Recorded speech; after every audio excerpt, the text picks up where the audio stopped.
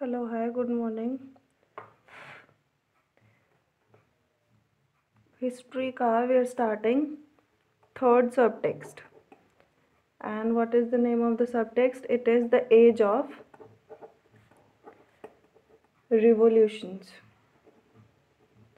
and dated 1830 to 48. All right.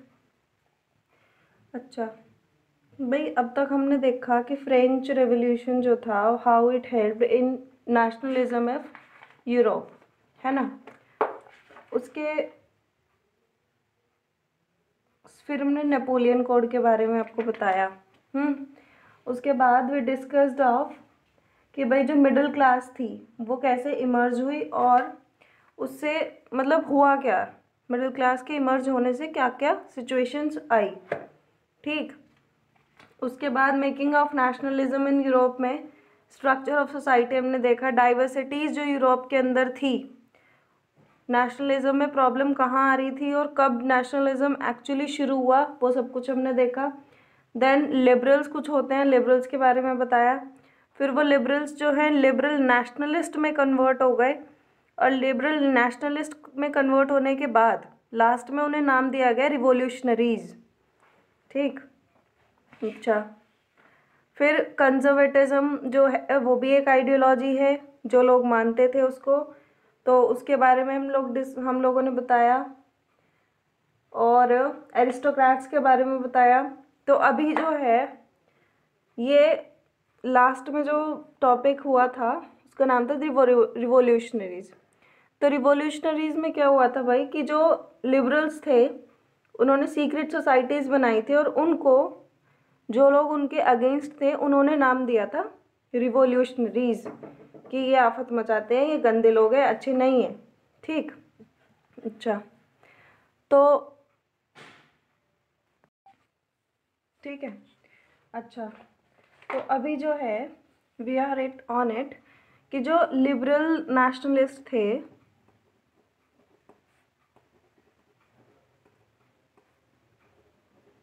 वो लोग भाई मिडिल क्लास से थे, ये बात तो तुम मानते हो।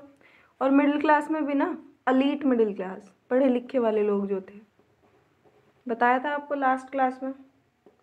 और इस अलीट मिडिल क्लास में इंक्लूडेड कौन कौन थे, मतलब मेंबर्स कौन कौन थे इसके, तो professors, teachers, clerk and member of commercial middle class. Commercial middle class मतलब लाला लोग जो होते हैं, पैसा कमाने वाली मिडिल क्लास जो होती है। ठीक है। इन सब ने मिलके क्या किया, इन सब ने मिलके क्या किया भाई, इन्होंने रिवॉल्यूशन को भड़काया।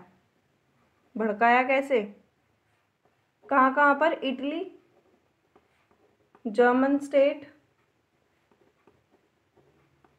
आयरलैंड या पोलैंड। अच्छा, अब तुम्हें ये इतने सारे अगर कंट्रीज़ के नाम याद ना रहे और आपको लिखना पड़ जाए ये, तो ऐसे में हम थोड़ा सा मतलब ज़्यादा ही दिमाग यूज़ कर देते हैं और इनको बोल देते हैं सम रीजन्स ऑफ यूरोप। गलत तो ये भी नहीं है।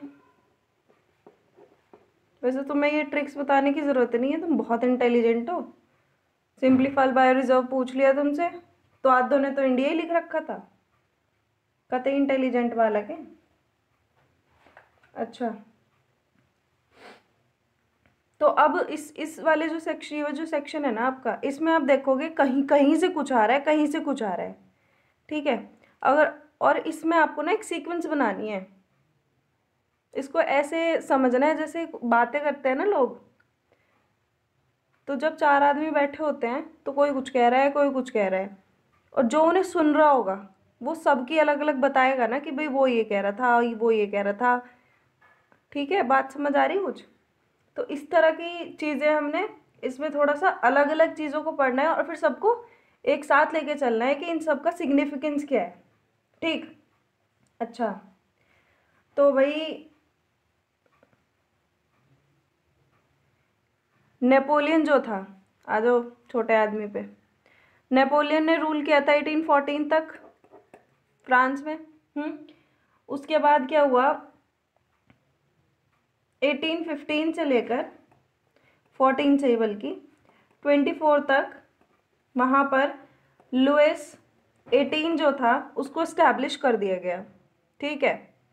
अच्छा, लेकिन इसमें ना बीच में 1815 में जो नेपोलियन दोबारा नहीं आया था, 100 डेज बोलते हैं, जो दोबारा आया था, जो उसने आफत मचाई थी, उसके बाद यहाँ से क्या हुआ था, बहुत सारे 4 कंट्रीज थे,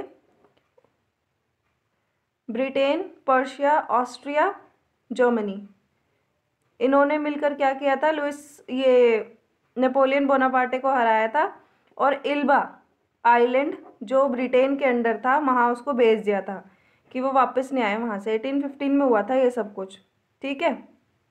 इसी में वाटरलू वगैरह का सिस्टम था। तो ये जो था, ये था बेचारा लुइस 18। हमने जो फ्रेंच रेवोल्यूशन पढ़ा था वो था ड्यूरिंग द रीन ऑफ ये लुइस 16, और अभी कौन सा आ रहा है, लुइस 18। ठीक। तो लुइस 18 जो था उसकी कोई संतान नहीं थी, तो उसके वजह से क्या हुआ, इसने चार्ल्स 10 को, भाई था इसका, चार्ल्स 10 को अपना वो दे दिया, क्या क्या कहते हैं उसको राजा बना दिया कि चल भाई कोई बात नहीं, अब तू ही कर ले। तो 1830 तक ये रहा। ठीक है। तो अगर तुम्हें ये अलग से नाम भी याद ना रहे तो ये दोनों थे बर्बन फैमिली से। और बर्बन रीस्टोर किसने किया था, कब हुआ था, आफ्टर 1815। ठीक है। ओके। तो 1814 में जब ये बना लुइस 18, तो इसने क्या किया भाई, अब नया बना है तो कुछ बेचारा दिखाएगा कि भाई मैं भी काम करता हूँ। तो चार्टर ऑफ 1814 आया। चार्टर में क्या क्या हुआ, फ्रीडम ऑफ रिलीजन लोगों को प्रोवाइड कर दी गई। ठीक है। और सबसे बड़ी चीज़ इसने कर दी है, प्रेस को फ्री, कि चलो ठीक है तुम आराम से रहो, जो तुम्हारा मन करे वो करो। फ्रीडम ऑफ प्रेस, सेंसरशिप नहीं थी। ठीक है। ओके। फिर एक चीज़ जो गड़बड़ इसने कर दी वो ये कर दी कि जो वोटिंग है ना वो कर दी किसके लिए, मैन विद प्रॉपर्टी। पहली चीज़, you should be a man. दूसरी चीज़, आपके पास प्रॉपर्टी होनी चाहिए। तो इस तरीके से फिल्टर होके केवल 1% पॉपुलेशन जो लोग थे वो वोट कर सकते थे, बाकी वोट नहीं कर सकते थे। ठीक है।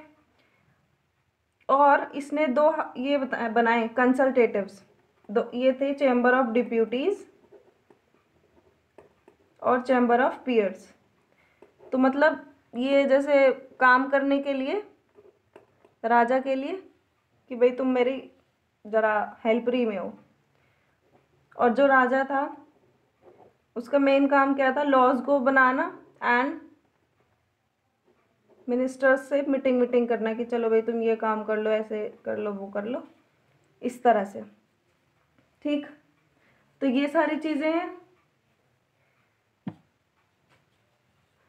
पहली चीज़, लिबरल नेशनल जो थे, रिवॉल्यूशनरी जिनको बोला गया, इनमें कौन कौन लोग थे और इनकी वजह से रिवॉल्यूशन जो है उसमें थोड़ी हेल्प मिली। ठीक है। जैसे इटली, जर्मनी, कुछ यूरोपियन रीजन्स में।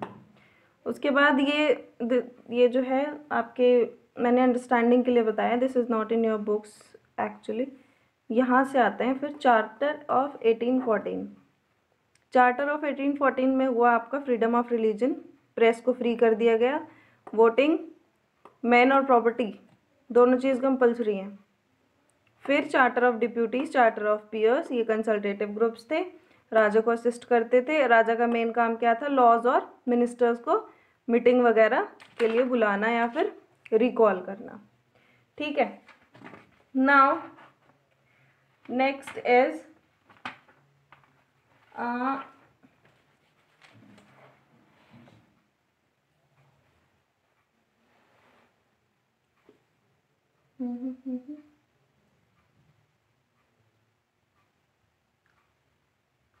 अच्छा,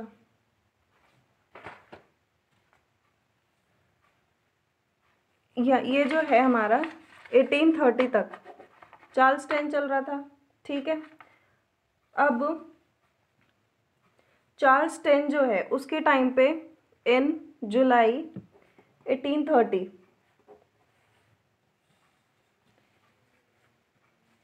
ये जो बर्बन किंग था, किंग का नाम भी याद ना आए तो बर्बन किंग जो था, ही वॉज ओवरथ्रोन।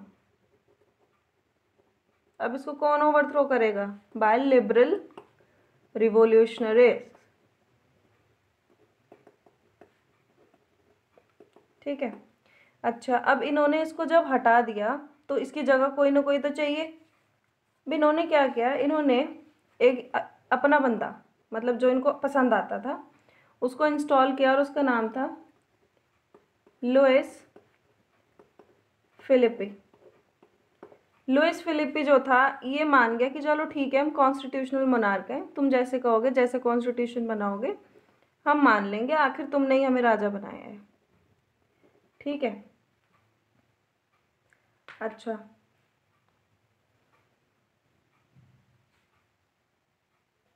ये जो जुलाई रेवोल्यूशन हुआ, मतलब हम फ्रांस बीच बीच में क्यों लाते हैं, हर जगह फ्रांस क्यों ज़रूरी है? ये जो जुलाई रेवोल्यूशन बोलते हैं इसको, 1830 का जुलाई रेवोल्यूशन जो हुआ, इसकी वजह से बेल्जियम में, जहाँ पर बेल्जियम में क्या हुआ, नीदरलैंड से ये अलग हो गया था। मतलब इसने यहाँ से इंस्पायर होकर अपना रिवोल्यूशन शुरू कर दिया और बोला कि भाई अब मैं बनूंगा इंडिपेंडेंट स्टेट। बेल्जियम की कैपिटल है ब्रुसेल्स, बहुत बार हमने पढ़ी है ये चीज़। ठीक। फिर उसके बाद, अच्छा इस बात पे, या मतलब फ्रांस जो हम बार बार पढ़ते हैं, इसकी वजह से मेटर्निच जो है, मेटर्निच इन्होंने बोला था, when France sneezes the rest of Europe catches cold.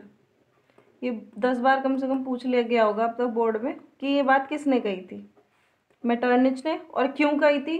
क्योंकि फ्रांस जो है, it has always been a first liner, कि भाई जो वो करेगा बाकी लोग उससे इंस्पायर होते हैं। ठीक है। सबसे पहले फ्रेंच रिवोल्यूशन हुआ, उससे बहुत लोग इंस्पायर हो गए। इन्होंने क्लब्स बनाने शुरू करे, पूरी दुनिया में क्लब्स बनने शुरू हो गए। इन्होंने रेवोल्यूशन स्टार्ट कर दिया तो भाई बेल्जियम ने बोला कि चलो हट लो, अब हम भी इंडिपेंडेंट होएंगे, वो भी तो हो गए। ठीक है। अच्छा, अब इसी बात को सपोर्ट करने के लिए एक चीज़ और है, and that is Greek war of independence.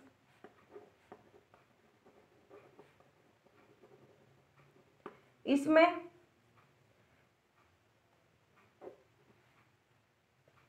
ये शुरू हुई थी हमारी 1821 में, नेशनलिज्म की फीलिंग जो ग्रीक में शुरू हुई थी। ठीक है। अच्छा, और ये जो है ये भी किसके वजह से? This was because of education elite class. ठीक। अच्छा, यहाँ से जो इनके पोइट्स और आर्टिस्ट थे, कलाकार आदमी जो थे इनके, वो लोग यूरोपियन ये ग्रीस को ना ऐसे प्रेज करते थे। ये इनका मतलब थोड़ा सा होता है, ये लोग ज़्यादा ही बड़ा चढ़ा के बोलते हैं। ये लोग ग्रीस को प्रेज करते थे, कैसे? कि भाई ये ना अपना कार्डल है, मतलब ये जो है फ्रेमवर्क है, हमारी सिविलाइजेशन जो है ना यूरोप की, उसका फ्रेमवर्क है ग्रीस। ठीक। और इन्होंने क्या एक ये मतलब तारीफ तो करते थे, कोई बात नहीं, तारीफ की तो कोई दिक्कत नहीं, कर लो। और क्या किया? और ये किया भाई, पब्लिक ओपिनियन को मोबिलाइज करने में हेल्प की। किस चीज़ के लिए? स्ट्रगल के लिए, इंडिपेंडेंस के लिए। मतलब इंडिपेंडेंस तो उस टाइम तक इनको पता नहीं था, बस ये पता था इसको हटाना है। ठीक। और एक खतरनाक पॉइंट होते थे, मतलब हर एक जगह कुछ ना कुछ एक्सेप्शन होते हैं, और यहाँ एक एक्सेप्शन था, उसका नाम था, इंग्लिश पॉइंट थे वो, उनका नाम था लॉर्ड ब्रियन। तो जो लॉर्ड ब्रियन थे, इन्होंने फंड भी दिए और वॉर में फाइट भी की। ठीक है। मतलब be in spite of being a poet, ये सब कुछ इन्होंने किया। फिर क्या हुआ, 1824 में he died because of fever. ठीक। और लास्ट में मतलब एक ग्रीक वॉर ऑफ इंडिपेंडेंस जब आया है तो ये पूछ लेते हैं कि ग्रीस जो है वो इंडिपेंडेंट कब हुआ। तो ग्रीस गॉट इंडिपेंडेंस ऑन 25 मार्च 1832। ठीक है। अच्छा, and it was because of, last में जो इनका हुआ, it was treaty of Constantinople, और दिस वाज 1832 की ट्रीटी। ठीक।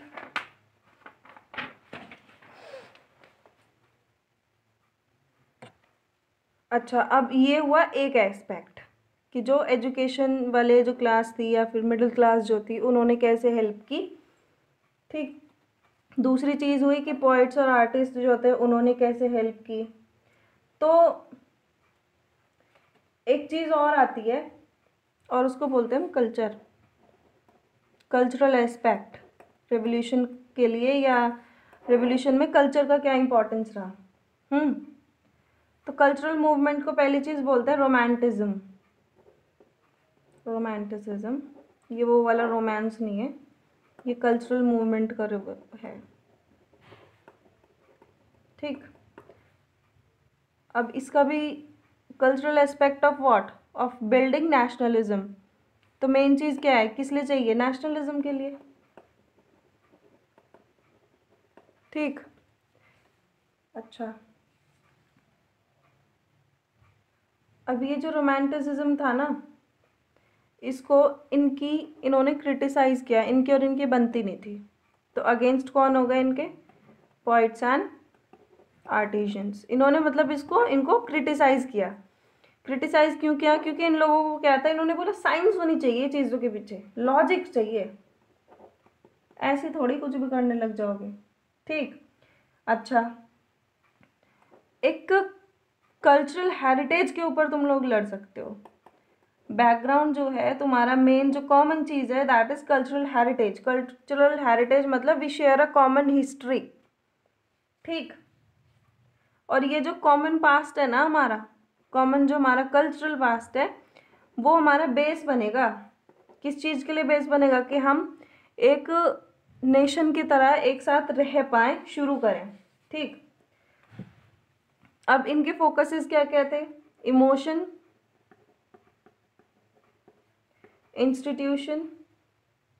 इंट्यूशंस।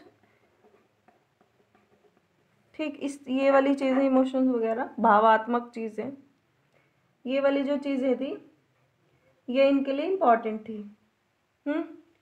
अब यहाँ पे, जैसे यहाँ पे ये लॉर्ड ब्रियन है, ऐसे ही यहाँ पे एक एग्जाम्पल है और वो है जोहान गॉटफ्रिड हर्डर। ये जो बंदा था, ये जो मतलब सर जी थे, ये जो हैं, he was a German philosopher plus romanticist. ठीक। इनके हिसाब से था कि भाई फोक सॉन्ग, फोक पोइट्री, ये वाली चीज़ें लाओ ना, जो नेशन की ट्रू स्पिरिट होती हैं। इनके हिसाब से ट्रू स्पिरिट किया थी, ट्रू स्पिरिट थी folk song, folk dance, folk song, folk poetry, song लिख दिया फिर, फोक पोइट्री हो गई, फोक सॉन्ग्स हो गए, फोक डांस हो गए। तो इनको बोला कि ये ट्रू स्पिरिट होती हैं। ठीक। और ये जो नेशनलिज्म की फीलिंग है या फिर जो कलेक्टिव हमें होना है, वो हम होंगे भाई फोक चीज़ों को लेकर, कि जो हमारा फोक कल्चर है ना, फोक कल्चर मतलब जो जैसे फोक डांस नहीं होते, कि सदियों से जो एक चीज़ होती चली आ रही है हमारे यहाँ। ठीक है। और इन्होंने बोला कि जो नॉर्मल चीज़ है ना, ये जो चीज़ें हैं, जो फोक चीज़ें हैं जो सबके अंदर हैं, इनको डिस्कवर करना है, इनको रीएनलाइट करना है, कि लोगों को ये चीज़ दोबारा से याद आए कि हाँ भाई हमारे साथ ये हुआ था, हम ये थे, ऐसे वैसे, मतलब यादें ताज़ा करनी है इनकी। ठीक। अच्छा,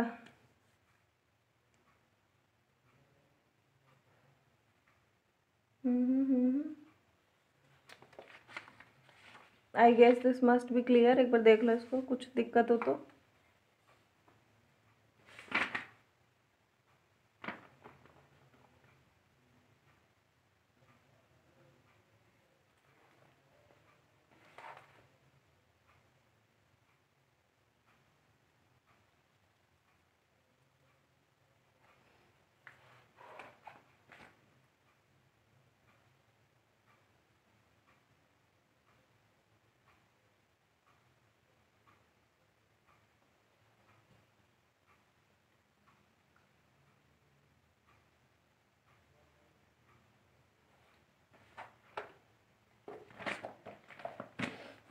चलो, we come to next page.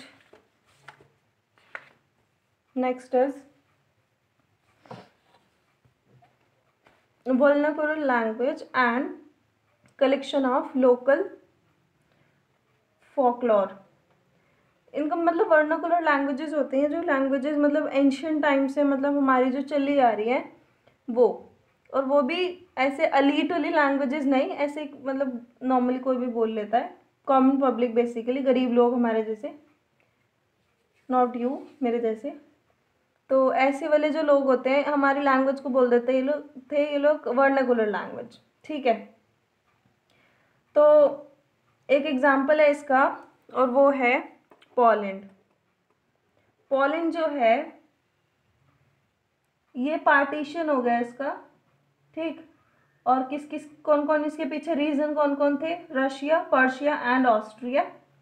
ठीक, तो यहाँ पर क्या था इनके पीछे, मतलब जो नेशनल फीलिंग वाली, जो जैसे यहाँ पर एक जगह तो फोक स्टोरीज हैं, एक जगह पोइट्स हैं, एक जगह आपकी एलीट क्लास है, तो यहाँ पर इनके लिए नेशनलिज्म वाली फीलिंग जो थी वो कहाँ से आती थी? ये आती थी इनकी म्यूजिक एंड लैंग्वेज से। ठीक है, अच्छा,